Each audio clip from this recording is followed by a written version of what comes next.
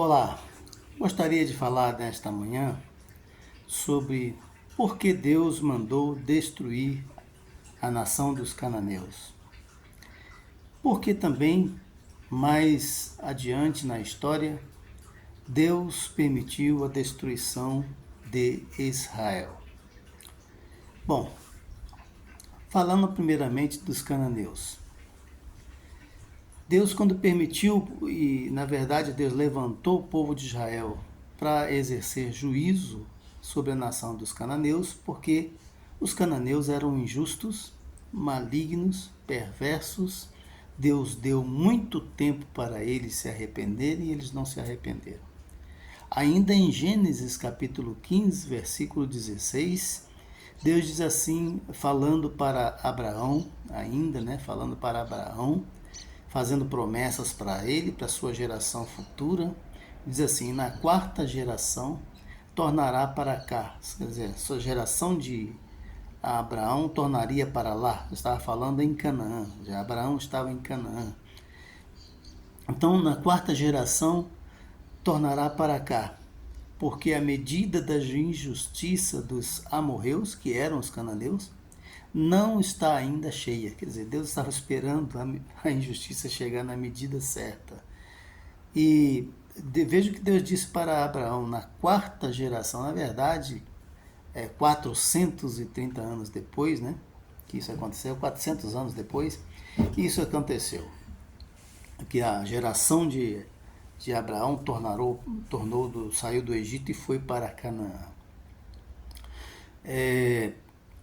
Então, deve ter se passado 5 séculos, 6 séculos, até que tudo isso se cumprisse. Todo esse tempo, todos esses séculos, Deus estava esperando que a medida da iniquidade dos amorreus chegasse na medida do juízo. Então, Deus destruiu aquela nação, não é simplesmente por maldade ou por privilegiar uma nação em detrimento da outra. Mas ele estava exercendo juízo, e o juízo de Deus ele é sem misericórdia, né? Deus mandou destruir toda a nação, exterminar. Deuteronômio capítulo 7 descreve bem isso aí, né? O Senhor diz assim: e o Senhor teu Deus as tiver dado diante de ti para as ferir. Olha, é o Senhor dado a eles para que eles ferissem aquelas nações, né? Para as ferir totalmente, as destruirás. É isso que diz lá no Deuteronômio 7, capítulo 2, versículo 3. Não farás com elas conserto, nem terás piedade delas, nem te aparentarás com elas, não darás tuas filhas a seus filhos, e não tomarás suas filhas para teus filhos. Ou seja, não vão casar com essas nações, vocês vão exterminá-las. E o povo de Israel fez quase tudo ao contrário, né? Fez aliança com muitos povos. Josué caiu na conversa dos gibeonitas, e diz lá o texto de Josué capítulo 14, 15, que eles foram deixando o povo ficar, ao invés de exterminá-los, ao invés de expulsá-los, foram deixando o povo ficar e foram casando entre eles, né? Depois veio um outro futuro rei de Israel, que gostava muito de casamento, que era o Salomão, né? E esse foi o motivo da destruição do reino de Israel. O começo ali está com Salomão. Ele fez casamentos, alianças. Deus não tinha mandado falar isso, manda expulsar aqueles povos, exterminar aqueles povos, não se misturar com outros povos. Isso era claro da lei de Israel. E Salomão casou lá com 700 princesas, fazendo alianças através de casamentos, e mais 300 concubinas.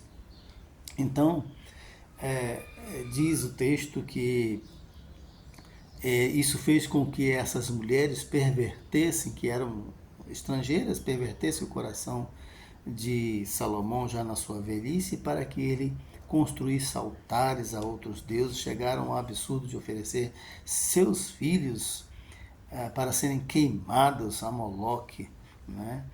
É um absurdo que Deus não poderia suportar de jeito nenhum. Então, por causa disso veio a destruição do reino do norte, chamado Israel, né? Que está registrado em 2 Reis, capítulo 17, parte do versículo 6 até o versículo 23. E notem bem o que diz o versículo 18, diz assim: também fizeram passar pelo fogo a seus filhos e suas filhas, e deram-se a adivinhações, e criaram em agouros, né? E venderam-se para fazer o que parecia mal aos olhos do Senhor, para provocarem a ira, pelo que o Senhor muito se indignou contra Israel e os tirou de diante da sua face. Quem derrotou Israel, quem determinou a destruição de Israel foi o próprio Deus, né? E isso Deus já havia dito em Deuteronômio 7, que se eles fizessem igual às outras nações, iria acontecer com eles também, né? Eles iriam ser destruídos também. A lei de Moisés era clara sobre isso, né? Não terás outros deuses diante de ti. Esse era um mandamento. E eles caíram nesses pecados da idolatria. O que destruiu Israel foi a idolatria. Eles expulsaram os povos, venceram os povos, porque os povos eram idólatras, eram más, eram perversos, e eles se tornaram iguais. Tá? Então,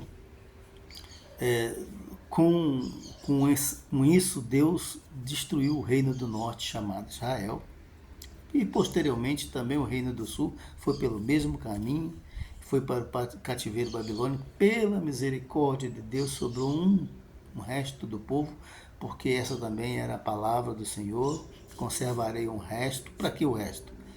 Para continuar as promessas feitas a Abraão. Esse é o grande detalhe, né? E qual era a promessa feita a Abraão? Que faria dele uma descendência grande na terra.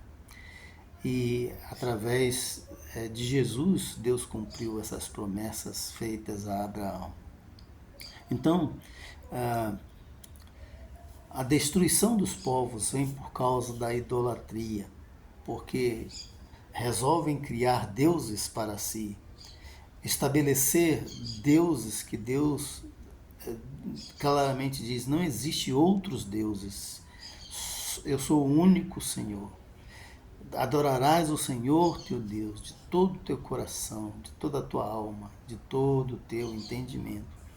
E quando as pessoas constroem imagens, constroem ídolos, seja de pessoas, seja de imagens, seja de coisas, quando as pessoas colocam outras coisas no lugar de Deus, com certeza isso não vai dar certo. Vai dar muito errado, vai dar ruim, como diz aí. Então, é bom a gente buscar ao Senhor, adorar somente a Deus, amar somente a Deus de todo o nosso coração, para que não venhamos a ser destruídos, porque Deus não tem o culpado por inocente. Ele está olhando e condena o pecado dentro do seu próprio povo. Hoje a igreja, Deus não vai tolerar pecados, igrejas em pecados, não.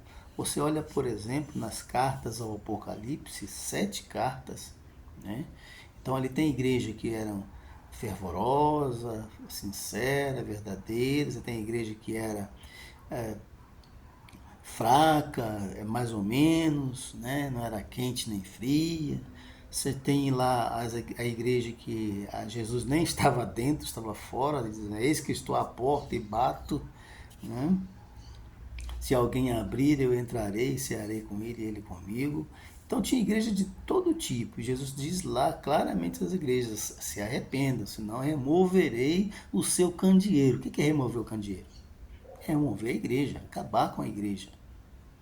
E também tem aquela questão, né? As pessoas falam: a igreja, qual a igreja que é salva? Qual a igreja? Não, a igreja que Jesus conhece no seu íntimo. Ele sabe quais são os seus. E diz em João capítulo 10, né? As minhas ovelhas ouvem a minha voz e elas me seguem. Ele sabe quem são as suas ovelhas. Não basta estar dentro da igreja, não basta ficar dizendo, sou crente, cumprir ritos religiosos, nada disso. O que basta é a sinceridade para com Deus. É só isso. Deus abençoe a sua vida.